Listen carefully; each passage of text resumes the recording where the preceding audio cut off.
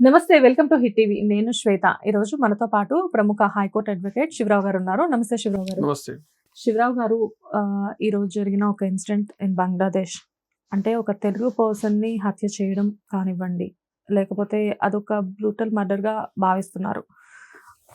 ఇక్కడ చాలా మందికి సోషల్ మీడియాలో ఈ విషయం తెలిసిన దగ్గర నుంచి ఒక రకంగా చెప్పాలి అంటే భయపడుతున్నారు.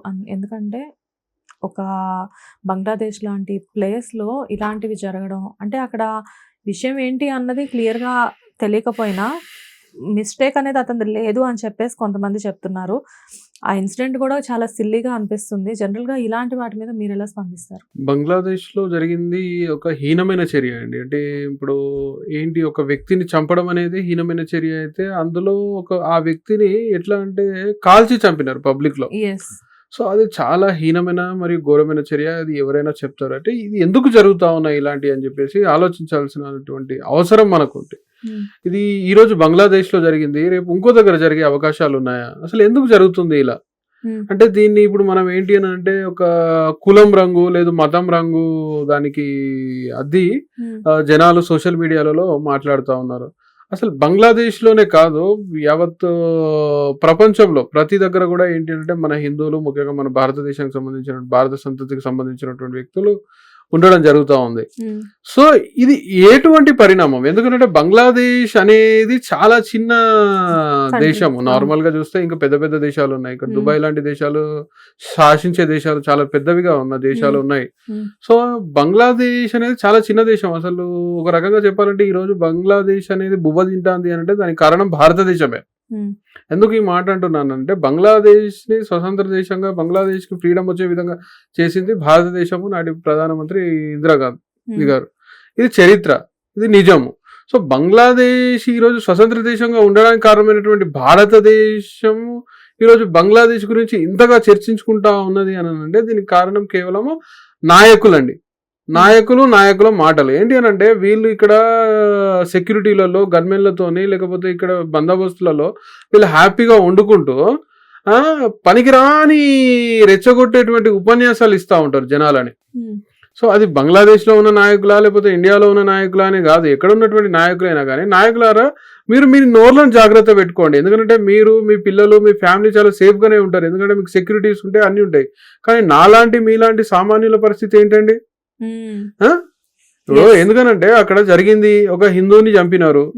చంపిన వాళ్ళు ఎవరు? ముస్లింస్. ఇదే కదా బయట మనం అందరం మాట్లాడుకునేది, వినేది. అంటే ఇక్కడ ఏంటి అంటే హిందూ ముస్లింల మధ్యలో ఒక చిచ్చు పెట్టేటువంటి ప్రయత్నం.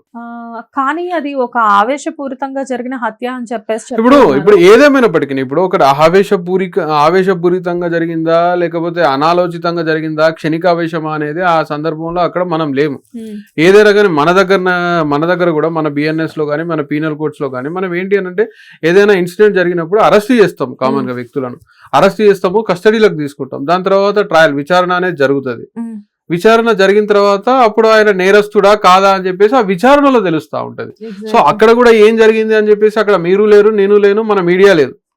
సో అక్కడ ఉన్న వాళ్ళు చెప్పినటువంటి కథనాలు, అక్కడ ఉన్నటువంటి పరిస్థితులను బట్టి మనం ఒక అవగాహనకు వస్తున్నాం. ఏదైనప్పటికీ మీ ద్వారా నేను కోరుకుంటా ఉన్నది కొంతమంది నాయకులని ఏంటంటే, అందరూ నాయకులని కాదు, కొంతమంది నాయకులు ఏంటి అని అంటే వాళ్ళ ప్రయోజనాల కొరకు, వాళ్ళ స్వార్థాల కొరకు, వాళ్ళ పదవుల కొరకు, పార్టీలో వాళ్ళ ఎగ్జిస్టెన్స్ కొరకు ఏం చేస్తా ఉన్నారు? అనవసరంగా అమాయకులను రెచ్చగొట్టే విధంగా హిందూ ముస్లిం అని చెప్పేసి ఒక రకమైనటువంటి ఫీలింగ్ ని క్రియేట్ చేస్తా ఉన్నారు. అర్థమైంది కదా? ఏంటి అని అంటే ఆ ఫీలింగ్ ద్వారా ఏమైతుందంటే ముస్లింలు హిందువుల మీద అటాక్ చేస్తా ఉన్నారు. ఇది విన్న తర్వాత హిందువుల మీద మనం ఏం చేస్తాం? ముస్లింల మీద అటాక్ చేస్తాం. ఇంకా జీవితం అంతా హిందువులు ముస్లింలు కొట్టుకొని చచ్చుడేనానండి. సమస్య ఎక్కడ జరిగింది, ఎందుకు జరిగింది? ఈ రోజు మన కేవలము ఒక ఈ భారతదేశంలోనే మన హిందువులు లేరండి. ప్రపంచంలో ఎన్ని దేశాలు అయితే ఉన్నాయో అన్ని దేశాలలో గ్లోబ్ ఉంటది కదా, ఆ గ్లోబ్ ను ఒకసారి మనము చుట్టొస్తే ప్రతి దేశంలో హిందువులు ఉన్నారు, భారతీయులు ఉన్నారు. సో వీళ్ళకి రక్షణ ఏంటి అంటే మీరు ఇక్కడ కూర్చొని ఏవో టైంపాస్ కు మీ ఎగ్జిస్టెన్స్ కొరకు లేకపోతే మీ ఇంకేదో స్వార్థ ప్రయోజనం కొరకు మీరు రెచ్చగొట్టే విధంగా మీరు మాట్లాడుతూ ఉన్నప్పుడు, నేను ఒక అడ్వకేట్ గా, ఒక అనాలిసిస్ట్ గా చెప్తా ఉన్నా ఈ వర్డ్. ఎందుకనంటే జనాల మధ్య ఒక ఫీలింగ్ వచ్చేసింది. ఏమని హిందువులు ముస్లింల మీద అటాక్ చేస్తారు, ముస్లింలు హిందువుల మీద అటాక్ చేస్తారు అని చెప్పేసి. మరి ఇన్ని రోజులు లేని ఇప్పుడు ఎందుకు వస్తా ఉన్నది? సో కొంతమంది స్వార్థ రాజకీయ పరులు వాళ్ళ స్వార్థాల కొరకు, పార్టీలలో వాళ్ళ ఎగ్జిస్టెన్స్ కొరకు జనాలను రెచ్చగొట్టడం. ఇలా యుఎస్ లో ఉన్నారు, యూకేలో ఉన్నారు, కెనడాలో ఉన్నారు, సౌదీలో ఉన్నారు, దుబాయ్లో ఉన్నారు. గల్ఫ్ కంట్రీస్ కి ఎన్ని వేల మంది పోతారో తెలుసా? మీరు ఇప్పుడు మీకు ఒక విధం మన తెలంగాణలో కరీంనగర్ జిల్లాని తీసుకుంటే, కరీంనగర్ లో ఉన్నటువంటి సగం మంది, కరీంనగర్ ఈ చుట్టుపక్కల పరిసర ప్రాంతాలు, గోదావరి అనేటువంటి ప్రాంతాలలో సగం మంది ఈ రోజు దుబాయ్ లో ఉన్నారండి. సౌదీ అరేబియాలలో దుబాయ్ లో ఉన్నారు వాళ్ళు వర్కర్స్ గా. ఈ సౌదీ అరేబియాలలో, ఈ దుబాయ్లలో ఉన్నటువంటి వీళ్ళు మన హిందువులు, మన భారతీయులు. ఆ దేశం ముస్లిం దేశం కాదా? నువ్వు ఈడ కూర్చొని రెచ్చగొడుతున్నావు మైక్ల ముందు, కానీ ఆడ పొట్ట చేతులు పట్టుకొని కూలికి పోయినా నా అన్న, నా తమ్ముడు, నా అక్క, నా చెల్లె పరిస్థితి ఏంది? నువ్వు ఆలోచిస్తున్నావా? అవును సార్. కానీ సార్, ఏదో సినిమాలో చూపించినట్లుగా కొన్ని ఎలా జరుగుతున్నాయంటే, అక్కడ వర్క్ చేసే వర్కర్స్ మీద కూడా ఇలాంటి యజమానులు కొన్ని దాడులు చేసి వాళ్ళని కనబడకుండా చేసే ప్రయత్నం. ఇదే కదా మేడం ఇప్పుడు ఎట్లా జరుగుతా ఉన్నది అని అంటే, ఇప్పుడు మీరు గమనించినట్లయితే అది ఒక ముస్లిం దేశాల గురించి మాట్లాడుకుంటే, ఇలా యుఎస్ ఏంటండి, యూకే ఏంటండి, ఇవి క్రైస్తవ దేశాలు కదా. నువ్వు ఏందనంటే హిందూ, ముస్లిం, క్రిస్టియన్స్ ఈ వేరియేషన్స్ తీసుకురావద్దు. ఈ వేరియేషన్స్ అనేటివి చాలా ప్రమాదకరమైనవి. ఏ వ్యక్తికైనా, ఏ దేశంకైనా, ఏ హెల్దీ సమాజానికైనా ఇవి పనికిరానివి. సో ఏంటి అంటే నాయకులు ఫస్ట్ వాళ్ళని ఎన్నుకునేది ఎందుకు ప్రజలు? అసలు వాళ్ళు ఎందుకు నాయకులు? అసలు వాళ్ళ నాయకులు అనడానికి కూడా నాకు చాలా ఇబ్బంది అనిపిస్తా ఉన్నది. అట్లాంటి వాళ్ళ నాయకులు కాదండి. ఒక వ్యక్తి యొక్క కడుపు చూసినోడు నాయకుడు అవుతాడు, ఒకడికి ఒక పూట బువ్వ పెట్టినోడు నాయకుడు అవుతాడు, ఒకరిని ఆదరించినోడు నాయకుడు అవుతాడు. సర్వే జన సుఖినో భవంతు అని చెప్పేసి మన వేదాలు చెప్తా ఉంటే, నువ్వెందుకు ఒక మూర్ఖుల్లాగా హిందూ, ముస్లిం, సిక్, ఇసాయి అని చెప్పేసి అందరినీ లొల్లి పెట్టి పంచాయతీ పెట్టే ప్రయత్నం చేస్తా ఉన్నావు? భారతదేశంలో ముస్లింల మీద దాడి జరిగింది, రైట్? భారతదేశంలో ముస్లింల మీద దాడి జరిగింది. దీనికి ఎవడో సమ్ ఎక్స్వైజెడ్ పుల్లయ్య పాకిస్తాన్ లోనో, లేకపోతే బంగ్లాదేశ్ లోనో, లేదా సౌదీలోనో, అరేబియాలో మన ఒక ఇన్నోసెంట్ ఇండియన్ మీద ప్రతీకారం తీసుకుంటా ఉన్నాడు. సో ఇక్కడ బలయ్యేది ఎవడు? హిందూ కాదు, ఒక అమాయకుడు బలైతా ఉన్నాడు. ఒక హిందూ ముస్లిం కాదు ఇక్కడ బలయ్యేది, ఒక అమాయకుడు బలైతా ఉన్నాడు. పిల్లం బిడ్డలను సాదుకోవడానికి పొట్ట చేత పట్టుకొని విదేశాలకు పోయి బ్రతుకుతా ఉన్నటువంటి ఒక కార్మికుడు బలైతా ఉన్నాడు కేవలం నీ స్వార్థ రాజకీయాల వల్ల. సో ఇట్లాంటి మానుకున్న రోజు ఇట్లాంటి జరగవు. జనరల్ గా అసలు వేటికి ఫుల్ స్టాప్ పెట్టాలి అంటే కామా పెట్టుకుంటూ వెళ్ళడం కాకుండా జనరల్ గా అసలు ఏది చేస్తే బెటర్ అంటారు? అదే కదా నేను అదే చెప్తా ఉన్నాను. నేను ఏంటి వీటికి కామాలు కాకుండా ఫుల్ స్టాపులు పడాలి అని అంటే, మనమందరం ఒకటే. నువ్వు డెవలప్ మీద కాన్సన్ట్రేట్ చేయు. బీయింగ్ ఏ లీడర్, ఒక లీడర్గా, ఒక నాయకునిగా నువ్వు డెవలప్మెంట్ మీద కాన్సన్ట్రేట్ చేయి, ఎడ్యుకేషన్ మీద కాన్సన్ట్రేట్ చేయి, లేకపోతే విద్యా, వైద్యం, ఉద్యోగ, ఉపాధి అవకాశాల మీద కాన్సన్ట్రేట్ చేయి. కానీ నువ్వు ఎంతసేపు హిందూ, ముస్లిం, సిక్, ఇసాయి అని చెప్పేసి పంచాయతీలు పెట్టుకుంటా కూర్చుంటా ఉంటే ఇక్కడ ఉన్న వాళ్ళు సేఫ్ అండ్ సెక్యూర్ గా ఉంటారేమో, కానీ విదేశాలలో ఉన్నటువంటి నా హిందూ భారత సోదరుల పరిస్థితి ఏంది?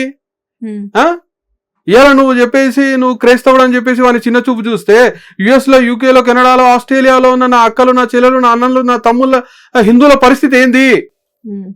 సౌదీలో, లేకపోతే దుబాయ్ లో, ఇరాన్ లో, ఇరాక్ లో, లేకపోతే అజర్బైజాన్ లాంటి దేశాలలో కూడా ఇలా మన దేశ పౌరులు ఉన్నారు, నా హిందువులు ఉన్నారు. వాళ్ళ పరిస్థితి ఏంది? సో సెక్యూరిటీ అనేది చాలా ఇంపార్టెంట్. అరే నీ వరకు నువ్వు లీడర్ గా ఎక్స్పోజ్ చేసుకోవడానికి, నువ్వు ఎగ్జిస్ట్ అవ్వడానికి, పార్టీలో నువ్వు ఏదో పదవులు తెచ్చుకోవడానికి, నువ్వు డెవలప్ చేసుకోవడానికి హిందూ, ముస్లిం అని చెప్పేసి ఎందుకు వాడుతా ఉన్నావు? ఎంతసేపు హిందూ, ముస్లిం ఇదేనా? డెవలప్మెంట్ మీద నువ్వు మాట్లాడవా? ఎడ్యుకేషన్ నీకు అవసరం లేదా? లేకపోతే విద్య, వైద్యం, ఉద్యోగం వీటి మీద నీకు అవసరం లేదా? డెవలప్మెంట్ మీద అవసరం లేదా? ఇంకా మాట్లాడడానికి సమస్యలే లేవా? ఒక వ్యక్తి ఏంటంటే అంత దారుణంగా, అంత హీనంగా చంపేటువంటి మైండ్ సెట్ వాళ్ళకు వస్తా ఉన్నది అని అంటే దానికి కారణం ఎవరు? దిక్కుమాలిన లీడర్లు కాదా? అది ఆ దేశమైనా కావచ్చు, ఈ దేశమైనా కావచ్చు, ఇంకే దేశమైనా కావచ్చు. సో ఎక్కడైనా కానీ పొలిటికల్ గా లీడర్స్ ఎవరైతే ఉన్నారో నువ్వు ఇవాళ ఉండి హిందూ దేశంలో మనం ఉన్నాము, హిందూ దేశంలో ఉండి నువ్వు వేరే మతాన్ని నువ్వు కించపరిచినప్పుడు, వేరే మతానికి నువ్వు తక్కువ చేసి మాట్లాడినప్పుడు, మరి ఆ దేశంలో ఉన్నటువంటి మన హిందువుల పరిస్థితి ఏంది? ఆ దేశంలో ఉన్నటువంటి నా భారతీయుల పరిస్థితి ఏంది? ఇది ఆలోచించుకున్నారా మీరు ఏ రోజైనా? సో కేవలం కొంతమంది స్వార్థపరమైనటువంటి రాజకీయ నాయకుల వల్లనే ఇదంతా జరుగుతా ఉన్నది, తప్పితే ఇంకోటి లేదనేది నా వ్యక్తిగత అభిప్రాయం అండి. సో మొత్తానికి ఈ రోజు జరిగిన ఈ అంటే ఇదొక బ్యాడ్ థింగ్ అని చెప్పేసి మనం అనుకోవచ్చు. బ్యాడ్ థింగ్ కాదు, ఇది హీనమైన చర్య. నార్మల్ గా మనకేంటి అని అంటే ఏ దేశంలో అయినా కానీ, భారతదేశంలోనే కాదు ఏ దేశంలో కానీ ఒక వ్యక్తి కొట్టడము సరే తిట్టడం అనేది కొంతవరకు ఏదో జరుగుతూ ఉంటది. ఒకవేళ మీ మధ్యలో ఏదైనా గొడవ జరిగింది, ఏదైనా పంచాయతీ జరిగింది, మధ్యలో మ్యూచువల్ గా ఏదైనా మిస్అండర్స్టాండింగ్ అయ్యింది, ఆ వ్యక్తి లేదు నిజంగానే ఏదైనా అనుంటే మీరు చేయాల్సిన పని ఏంటి? మీరు ఏం చేయాల్సింది ఉండే? తీసుకొని పోలీసులకు కంప్లైంట్ చేసేసి, పోలీస్ స్టేషన్ ప్రతి దగ్గర పోలీసులు ఉంటారు, ఒక వ్యవస్థ అనేది ఉంటది కదా. సో అక్కడ పోయి నియర్ బై పోలీస్ స్టేషన్ లో అక్కడ ఉన్నటువంటి పోలీసులకి కంప్లైంట్ చేసేసి ఆ వ్యక్తిని అరెస్ట్ చేయించాల్సింది, లేదా పోలీసులకు అప్పచెప్పాల్సింది. అంతేగాని ఇంత దారుణంగా ఒక వ్యక్తిని చంపేటువంటి దమ్ము ధైర్యము ఒక చిన్న దేశం అండి. నేను ఏ దేశాన్ని ఎప్పుడు కూడా కించపరిచే విధంగా మాట్లాడలే, బట్ ఆఫ్టర్ ఆల్ ఒక చిన్న దేశము, మనము స్వతంత్రం ఇప్పిస్తే స్వతంత్రముగా బ్రతుకుతున్నటువంటి దేశము ఈ రోజు ఈ విధంగా చేస్తా ఉన్నానంటే ఆధిపత్య దేశాలు ఇంకా ఏ విధంగా ఆలోచిస్తా ఉన్నాయి, రేపు పొద్దుగాల నా భారతదేశ ప్రజల యొక్క పరిస్థితులు స్థితిగతులు విదేశాలలో ఏ విధంగా ఉండబోతున్నాయి అని చెప్పేసి ఆవేదనతోని, ఆవేశంతోని, బాధతోని కళ్ళల్లో నీరు తెచ్చుకుంటూ మాట్లాడుతున్నటువంటి మాటలే తప్పితే ఎవరి కించపరచాలనో లేకపోతే ఎవరినో ఉద్దేశించి ఎవరినో తప్పుపట్టాలనో కాదు.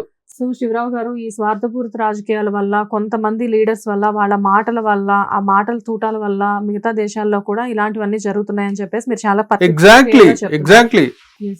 సో ఈ స్వార్థపూరిత రాజకీయాల నుంచి మనం కొంచెం బయటపడగలిగితే, రాజకీయ నాయకులు ఎవరైతే ఉన్నారో వాళ్ళందరూ కూడా వాళ్ళ మాట విధానంలో మార్పులు తెచ్చుకొని అందరూ సమానమే అన్న నినాదంతో ముందుకు వస్తే డెఫినెట్ గా ఇలాంటి హత్యలు కానివ్వండి, ఇలాంటి హీనమైన పరిస్థితుల నుంచి కానివ్వండి బయటపడే అవకాశాలు ఎన్నో ఉన్నాయంటారు. Exactly. Right sir, thank you so much. Thank you very much. Hit TV app, ఇందులో short news, live news, entertainment shows, movies, digital magazines తో పాటు మీ జిల్లా వార్తలను కూడా ఫ్రీగా చూడొచ్చు.